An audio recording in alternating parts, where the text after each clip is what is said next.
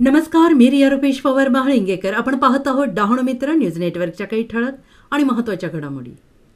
डहाणूत रस्ता रुंदीकरणावरून माजली खळबळ. डहाणू नगर परिषदेच्या वतीनं डीपी प्लॉन डेव्हलपमेंटच्या दृष्टीने पावले उचलले जात असून डहाणू शहरातील रस्त्यांचे रुंदीकरण करण्याचा प्रयत्न सुरू आहे.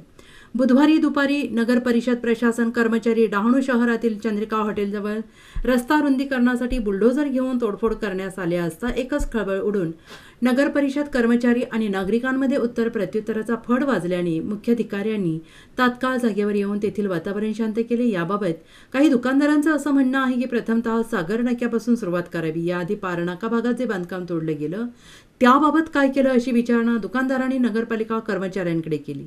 दरम्यान याबाबत पुढे काय होते याकडे दुकानदारांचे लक्ष लागून आहे.